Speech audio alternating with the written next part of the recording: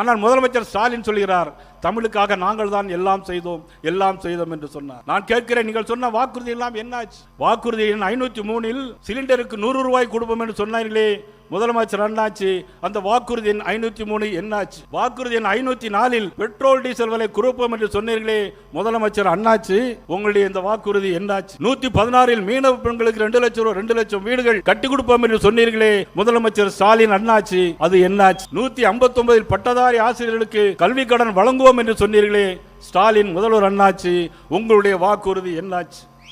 285 தூய்மை பணியாளர் நிரந்தரமாக்குவோம் என்று சொன்னீர்களே ஸ்டாலின் முதல்வர் அண்ணாச்சி, உங்களுடைய வாக்குறுதி என்னாச்சு? 356 அரசு மருத்துவமனைகளில் பணியிடங்களை நிரப்புவோம் என்று சொன்னீர்களே முதலமைச்சர் ஸ்டாலின் அண்ணாச்சி, உங்களுடைய வாக்குறுதி என்னாச்சு? 163 மாணவர்களுக்கு இணையதள இணைப்புடன் எல்லாம் ஏற்பாடு செய்து சொன்னீர்களே முதலமைச்சர் ஸ்டாலின் அண்ணாச்சி, உங்களுடைய வாக்குறுதி என்னாச்சு? 321 மாதம் ஒரு முறை கட்டண பில் அமைப்போம் என்று சொன்னீர்களே உங்களுடைய வாக்குறுதி என்னாச்சு? சொத்து வரி என்னாச்சு? இன்னைக்கு மின் கட்டணத்தை பார்த்தாலே சாக்கடிக்கும். 187 அரசு அலுவலகங்களில் 3 லட்சம் பேர்களுக்கு வேலை வாய்ப்பு கொடுப்போம் என்று சொன்னீர்களே முதலமைச்சர் ஸ்டாலின் அண்ணாச்சி, உங்களுடைய வாக்குறுதி என்னாச்சு? வாக்குறுதி எண் 50 ஒன்றியந்தோறும் தானிய கடன் அமைப்போம் என்று சொன்னீர்களே முதலமைச்சர் ஸ்டாலின் அண்ணாச்சி, உங்களது வாக்குறுதி என்னாச்சு? 183 பகுதி நேர ஆசிரியர்கள் அனைவருக்கும் பணி நிரந்தரம் செய்வோம் என்று சொன்னீர்களே முதல்வர் ஸ்டாலின் அண்ணாச்சி, உங்களுடைய வாக்குறுதி என்னாச்சு?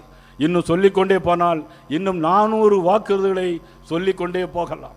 ஆனால் திராவிட மாடல் அரசு சொல்கிறார். ஆனால் மக்களிடம் போய் கேட்டு பார்த்தால் என்ன சொல்கிறார்கள் தெரியுமா? இது ஒரு டிசாஸ்டர் மாடல் ஆட்சி அப்படிங்கிறார்கள். இந்த ஆட்சியை அகற்ற வேண்டும். அதற்காக உருவாக்கிய கூட்டணி தான் தேசிய ஜனநாயக கூட்டணி. அமைத்து காட்டினார் எங்களுடைய அரசியல் சாணக்கியன் மாண்புமிகு உள்துறை அமைச்சர் அமித்ஷா அவர்கள்.